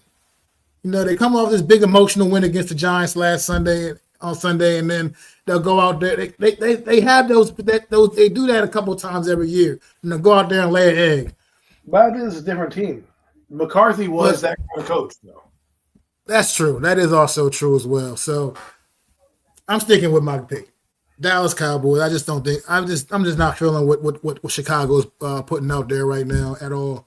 No way, shape, or form. I haven't seen anything that I like about this football team through 2 weeks. Honestly, I mean JJ McCarthy, who was not looking exactly great as a starting quarterback, who was now injured again, by the way, engineered a comeback against his football team in week 1, and then they just got the doors blown off against Detroit on Sunday. I'm just not seeing it, man. I feel like I just feel like you don't really recover from losses like that. Trust me, as a Giants fan, we know. So those losses are hard to recover from, man. And I just think it's nothing but downhill for the Bears at this point. Yeah, I mean, it's looking like that's possible. Bookends, two quarterbacks in 5 years. It's looking possible, man. They might have possibly gotten it wrong on their last 2 big first round quarterback selections. They might have just gotten it wrong, flat out. Unfortunately for them, sucks to be them now. Their problems. We got too many of our own problems over here in Giant Land, so I ain't really worrying about the Chicago Bear problems. Give him some time in the new offense. Cam looked solid in that first half of the season opener. Yeah, but there's 2 halves to every game.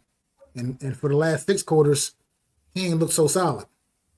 He ain't looked solid at all for the past 6 quarters of this season. So, look, I know he's still young, and that's what I said. I'm not outright calling this guy a bust, because it's still too early to say that, to make that declaration.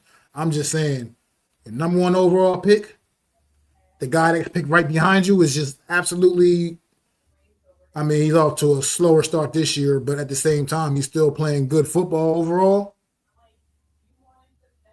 I'm sorry. That's just how the cheek has to come down, man. You're the number 1 overall pick. You were a guy that throughout that whole draft process, you just kind of went about it because you just knew you were going to be number 1, and you didn't do anything, so you didn't put some of the extra work in, some of the workouts, some of the combine. You didn't do anything at the combine and all that kind of stuff like that. When you put that kind of on yourself, man, it just is what it is. And now you're number 1 overall pick, and you're not playing up to it. I mean, the number 2 overall pick is playing better than you. The number 3 overall pick is playing better than you. The number what pick was Michael Penix, number 7 or something like that? He's playing better than you. Bo Nix was number 12 or something like that in that same draft or whatever he was. He's playing better than you. I mean, it just is what it is. It just is what it is. I'm not like I said, Caleb. He might turn it around and become better, but right now, it's just not. He's just not it. He said Daniel Jones might be an MVP race. Look, through 2 weeks, maybe technically he would be, but we know how that story's going to end. Let's face it. I'm not buying into it. Okay, we know what Daniel Jones is. Okay, he might be better. He might be better than he was here for circumstances. You know what I mean? Because it's been in a better situation, but he's still who he is. So that it's gonna cool down. It's gonna cool off, guys. Just wait for it. Okay, it's gonna cool off. Just trust me. The bookend said he wasn't big on Caleb coming out. He turns his back to the field playing backyard football. He has to change his style, just like you said, Adam. Yep. He's an athlete with an arm. Yeah, pretty much. I said I had put Penix above him. Bears might have got the coaching wrong. I don't know. We'll see, though. I mean, because Ben Johnson could also prove to be one of those guys that's a good offensive coordinator and just not a good head coach. I mean, that's still time. Got to wait a little bit on that to find that out. Some guys are like that. Why not dumb it down for him? I mean, they had a whole offseason, man. They had a whole offseason. How much more dumbing it down do you need? It's the NFL, no dumbing down. Indiana Jones is on a real tear right now. I mean, look, okay. And I promise you, because he's no longer in the NFC East. He's no longer on the New York Giants. We shouldn't be talking about this guy still. But, okay. He's put together 2 impressive victories. He's probably on his way to a 3rd one this week. And I will say he's looked pretty damn good. Looked like Steichen might have made the right choice in him picking him as the winner of that quarterback battle this summer. Okay, that's it.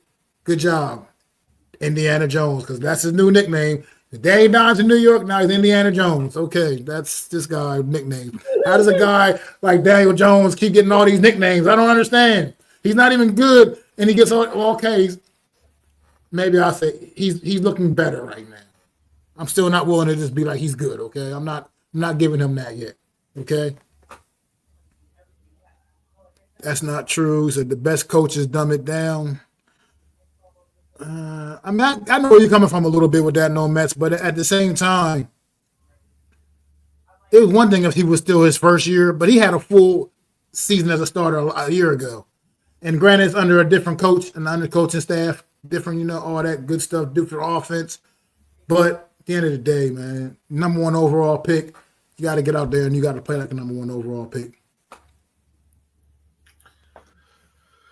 Exactly what the Giants are attempting to do with Dart. Different circumstances, though.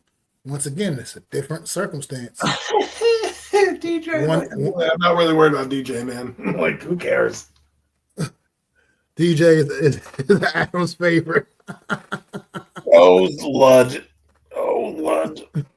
He's playing good. DJ just can't make a bad line look good. Maybe that's the way to put it.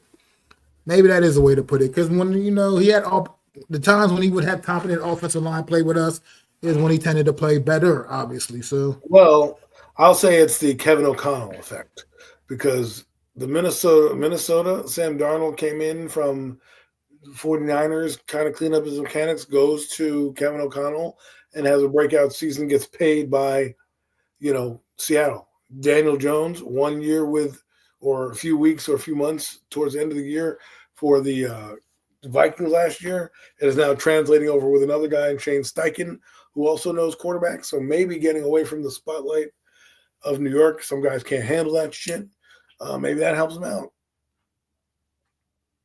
We'll see. Like I said, we will see. I mean, look, for what it's worth, I don't hate Daniel Jones. I mean, the guy had some tough breaks here, but I'm glad he's gone. Okay, no matter what, I'm still glad he's gone. So I don't regret a damn thing. And the fact that we had a quarterback throw for 450 yards on Sunday, we should really not even be thinking about that dude. Exactly. Okay. Exactly. What's going on, David, man? Thanks for popping in. I appreciate you, man. We got one more game to talk about, Adam.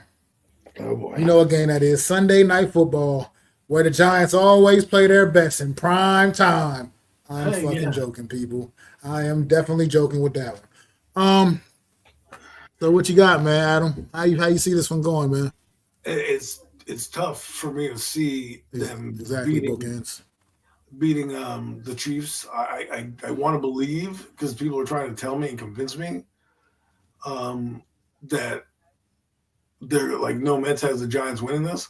I had the Giants going 1-3 in the first 4 games. This could be. I don't think they have a chance next week. I just don't. That's 100%. What's up, Alex? 100%. I don't think they win this week. This week it depends on what Chiefs offense shows up. Apparently, the Chiefs had 2 guys out of practice today. So they had Xavier Worthy back and their receiver back, and everybody else practiced in full. Meanwhile, the Giants have 13 players on the injury report, which is a little alarming to me, and is the mark of a losing team when guys tend to have injuries, right? Not saying it's going to affect Wan'Dale Robinson or Darius Slayton. They all have like soft tissue injuries, groin, foot, all this type of stuff. But when you play a physical team like Kansas City, you want to be fully healthy, right? And what scares me about this team is that people are looking at 37 points and are telling me, well, we're going to do that against Kansas City. And I'm like looking at it like, but then on the other hand, they tell me how bad the Cowboy defense is. So it has got to be one or the other. It's either the Giants offense is really, really good or the Dallas Cowboys really, really bad. I think it's down the middle. I don't think there'll be as many busted coverages, so I don't think you're going to see as many 40-yard bombs as you saw in this game. Do I think there'll be throws down the field? Obviously, there will be. But I think the Chiefs match up a little better defensively for the Giants, and I think there'll be a bit of they're really going to test the interior of this line. If there's one thing I know about Steve Spagnuolo, I think he's going to outcoach Brian Dable and Mike Kafka, and then it comes down to Shane Bone and Andy Reid. Who will win that matchup? What will Andy Reid do to neutralize the vaunted Giant pass rush? The vaunted Giant pass rush, because they got a lot of pressure on Dak Prescott last week, and what did it do? They still moved down the field, right? Patrick Mahomes, while he hasn't played great football last week, he did enough to win the game, which is not what Mahomes did, but in the grand scheme of things, with all of his talent against the best team one of the best teams in the conference, at least the NFC conference, I think they have a chance to do some things against the Giants. So it's really, I want to believe no Mets, the Giants are going to win, but it's hard for me to get on that bandwagon knowing that the Giants, have a lot going on. Yeah, I mean, I agree with you saying, Adam. What's going on, Jay and Alex, man? I appreciate you guys tapping in, man. But he says he's got a weird feeling. I got a weird feeling the Giants will come in firing, to be honest. And I talk about that. I think after what we saw on Sunday, there is really no going back from that. Now, he might not be able necessarily totally just be launching the ball down the field like that all game. But at the same time, that offense on Sunday, we saw explosion. And I think there's no going back. You can't go back to what we saw week 1 against Washington, for instance, or what we saw all last year. So I think there's no going back. So I think we will come out making more efforts to do so. I think they'll be able to execute. Hopefully we'll be able to execute. Because what I look at it like this, games matter, right? And opponents matter. And when you look at what happened with Kansas City, they played LA, who's 2-0, who has Super Bowl aspirations. They have the Eagles, who have Super Bowl aspirations and a good defense, right? So not trying to make excuses. It's not like they played, the Bears or some shitty team like that, and they were struggling against them. They were hanging toe-to-toe against teams that are gunning for them, the Chargers and the Eagles. And I think they did play with a lot of emotion, and I did see improvement from the Giants as well, but I saw improvement from Kansas City. And the one thing that kills the Giants and has killed them this 2 games are quarterbacks running in inopportune times. Not like running RPOs. What I'm saying is dropping back, Giants are playing man, they see nothing, Mahomes goes out and gets 13 yards on play, right? Happened with the Cowboys. So if those type of things happen, this defense doesn't find a way to get pressure as frequently on Mahomes, it could be a long afternoon, even if they're having you or me out there running the football, catching the football. I'm not hear you on that. Alex here said he's more concerned about the defense. In his opinion, this could be Kansas City's offense get right game. And that scares me a little bit. But the difference is in this one, how I feel about the Kansas City offense is it's just not what we're used to. I mean, Patrick Mahomes is very much still Patrick Mahomes, but those receivers, man, oh my God, they desperately need what's that guy? What's the one? The top receiver. What the one? Not Worthy. I'm not talking about Worthy. I'm talking about the top receiver, the guy that's suspended, Rice. The one that's suspended. Huh? Rasheed Rice. Yeah, Rasheed Rice. They desperately need him back. Because to me, Worthy is more of a gadget type of guy. I'm not a big, component of him. I think he's a guy that can make plays here and there, but he's not like that guy that I'm losing sleep over. But Rasheed Rice, I would lose sleep over. And they need him back in this offense desperately. Travis Kelce still, obviously, she's solid, but he is not what he once was, obviously. And the running game is just lackluster at best. They just don't have the weapons. And Patrick Mahomes is so damn good that he still kind of maximizes these guys, but they're just not. They're not scary like they once were on offense. And that's not to say that they still can't put together some of those games. So you could be right here, Alex, where they could be that get right game for them, because the Giants' defense has definitely not been what a lot of people thought it would be. But I'm just not so sure. I think if Kansas City does win this game, which I'm picking them to win, I can't pick the Giants right now still, even though they look a lot better on Sunday. I still can't just with a clear conscience pick them against a team like Kansas City. I think it's going to be more of what they do defensively to really stop the Giants, man.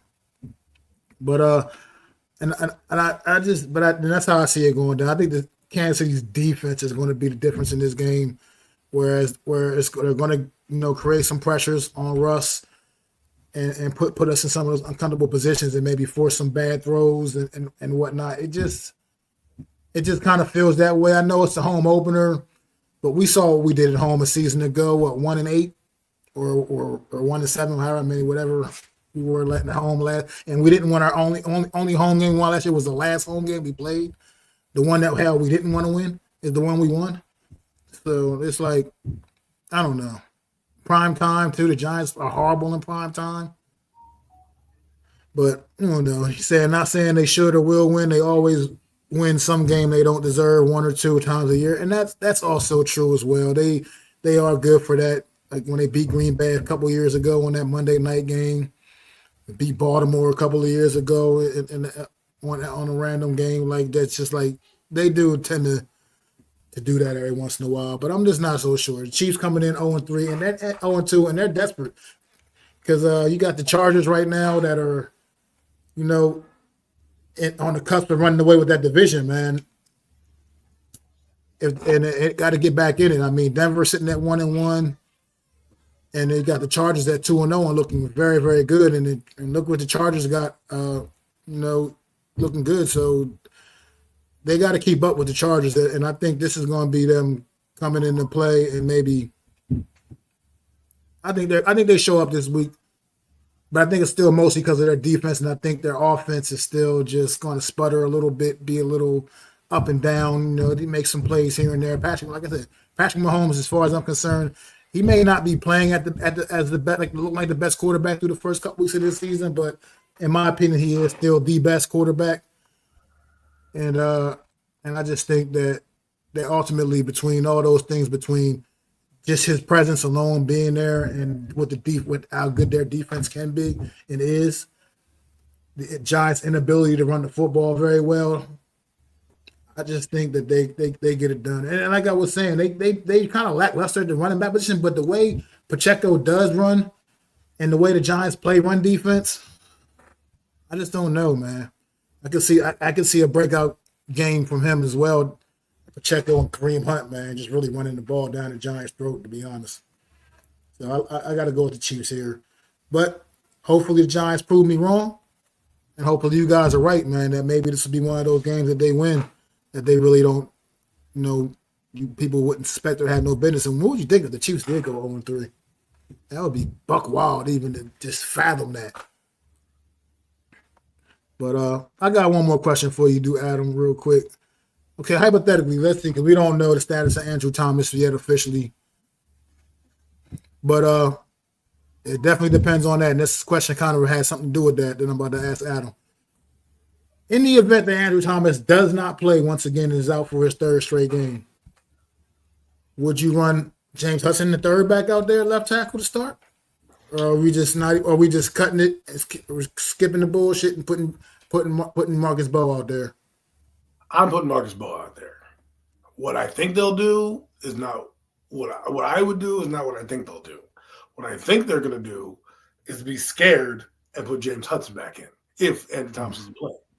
Because I believe they were going to, because something was mentioned about Brian Dable kind of not really reprimanding Hudson in his play and kind of saying, well, we want to be aggressive and things like that, tells me that he's not really, he probably would start him today if he has to. Now, for me, what question needs to be asked is, yeah, but he can do enough. He's average at this point, right? Like I just think they'll figure it out. Anyways, the 5 best linemen need to play. So if you need to make a move, I think Van Routen is washed. I don't think he's been playing very good. I think JMS is going to have his trouble inside. And I don't think Runyon is going to be here after next year. So your interior is kind of, how should I put this? Your interior kind of blows. So my question would become, if Andrew Thomas is healthy, do I move Membo to right tackle and move Luminor into guard, or change up the guard position? Because at some point You're going to have to find the 5 best. And if Membo is one of the 5 best, I don't want to see him over Hudson just because you paid him. And that's the thing that scares me, is they paid Hudson money. And this regime tends to do dumb shit where they don't want to go with necessarily the best player, but they'll go with the highest paid one, even though he sucks at that position. Appreciate it, Mosey. I appreciate it, Mosey. See, look, for me, it's a no-brainer. Like I said, you go with your best. You got to put your best 5 out there. And now, based on what I just looked at on Sunday, I'm sorry. I'm no offensive line player. I'm sorry. I might not be the smartest man in the world. Marcus Bowe is one of our best offensive linemen. He's one of our best 5 offensive linemen right now, currently on this roster, right now. He needs to be on the field. He needs to play. Like I said, this guy has his technique. His technique is what really gets him over. Because, like I said, it's some intangibles that he still lacks. But his technique is what gets him over. I mean, just watching his guy's footwork, it was a master class. Like it was amazing because we watched Evan Neal play so poorly, and that be a big part of it when his pass blocking is how terrible his feet are. And you watch Marcus Bowe, the way he was just running guys around Russell Wilson the entire game. Like I said, he got into the game and you never heard his name. That is a very good thing for an offensive lineman. You never even heard his name. It means he wasn't committing dumbass penalties. He wasn't giving up sacks and pressures. That's a great thing when you're not hearing an offensive lineman's name. Always. And that young man needs to be on the field in some capacity, whether Andrew Thomas is back there or is back or not. In some way, you got to figure out a way to get him on the field and be a part of this O-line because he is one of the 5 best we got. And it's just, to me, I'm going to have my eye on that because if that's not the case, then what are we even doing? You got to put your best guys out there and you got to give your team the best chance to win the football game. And that's playing your best players. So I'm going to have a close eye on that because to me, I don't want to see James Hudson ever again on the field. Personally, the way I feel about it, he should. Like I said, I would have cut him at halftime. I would have showed him the door at halftime. I told him take your uniform off and get the hell out of here and just go because it's just no excuse for there's no excuse for that. There is no excuse for it, man. For those kind of actions, man. I don't know if y'all mentioned it. KC never beat the Giants on the road. Oh, I never realized that. That's interesting. I do remember in the Giants, I think it was Patrick Mahomes' rookie season. He wasn't playing. Alex Smith was the starter quarterback still that year. And they were really good, and the Giants were really bad. And the Giants, I feel like they did beat Kansas City at home. Yeah, 27. That season. I was at that game. It was one of their like Harrison. 3 wins. Yeah, it was like one of their 3 wins they had that season or something like that. Yeah, so that's a good point, Alex. Thanks for that fun fact, man. I like fun facts. You know I love my fun. I love fun Streaks facts. are going to be broken on Sunday then. But I'm still going with the Chiefs. I'm sorry. Colt McCoy beating the Seahawks, laugh out loud. Yeah, that was another one of those games that year. We'll see. That's why I'm still not picking them because I don't know that for sure yet. But possibly you might be on to something. That's possible, maybe. How they didn't beat the Cowboys? What mental hurdle did they? Well, they still overall performed better. I think that's more what he's talking about. I mean, even though they didn't get the W, they still overall performed better. So I think I know where he's going with that. But like you said at the beginning of the show, a W is a W and L's an L. So it is. It absolutely is. That hump of beating a team in the division, and we don't know the lingering effects of that loss, right? We're talking about the lingering effects of the loss with the Chiefs. What about the lingering effects of the Giants? And here we go again. I just mentioned they have mad players on injured reserve. I'm not injured reserve on the injury list. That doesn't look like a team that gives a shit. That they're slogging through it.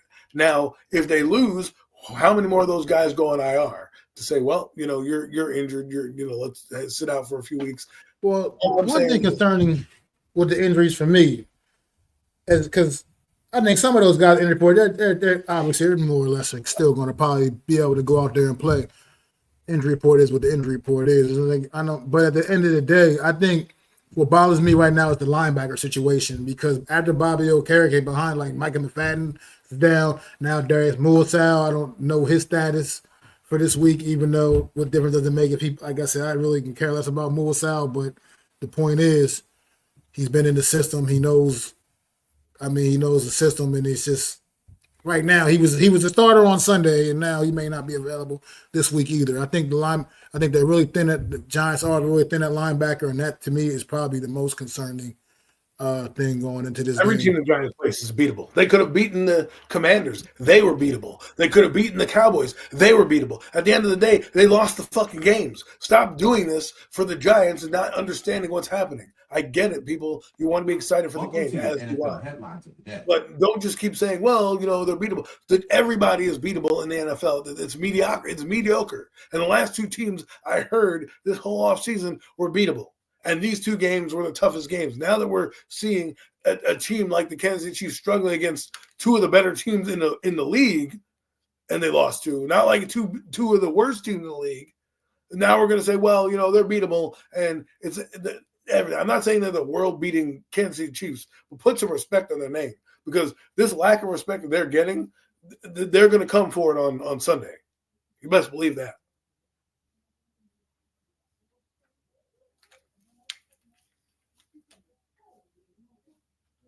You're right. They're not the same Chiefs, but at the same time, I don't know. Like I said, technically, they're still a better football team. You can't deny that. And they're a better coached football team for sure. And I think that's going to be a big factor in this, too, that we're not, this is going to be a big X factor is the coaching as well. I just don't see Brian Daboll out and Joe and Mike Kafka and Shane Bowen out coaching Andy Reid and company. I just don't see it. I nothing I've seen through 2 weeks indicates that to me. So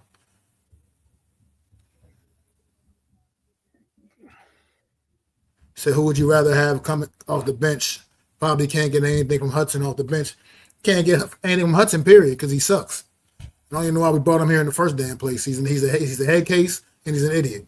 And he's just a straight up idiot. So, well, Hudson. Well, the thing that not scared me about Hudson, but would make me mad is the fighting on the sideline. Like as a team that's losing, I don't need to see that bullshit.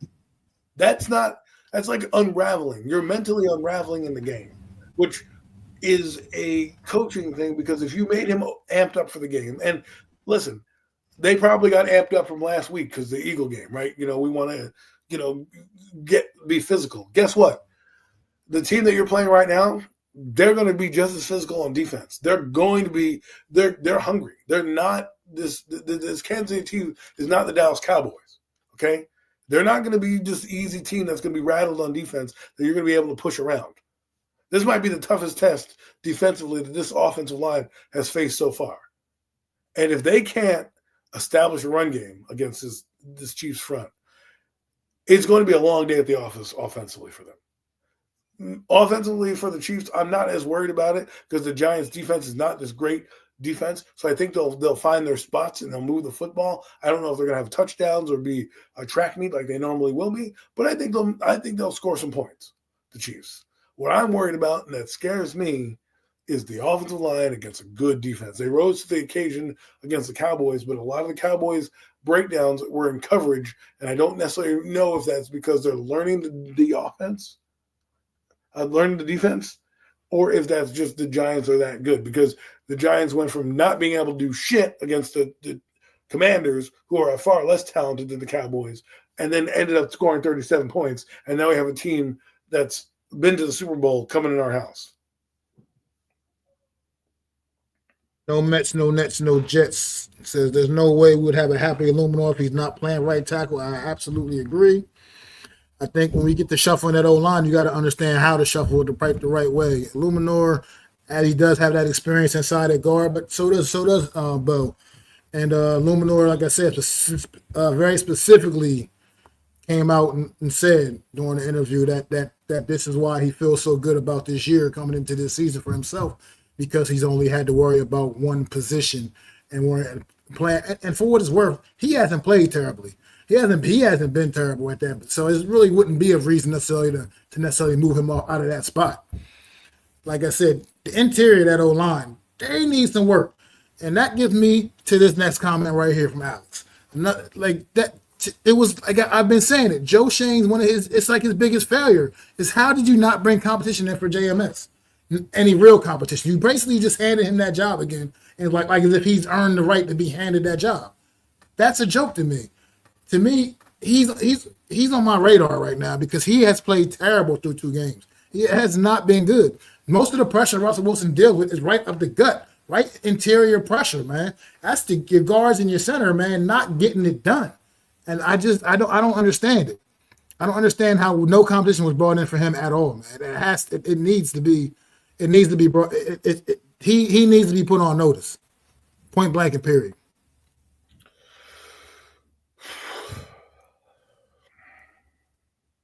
It says he should not play.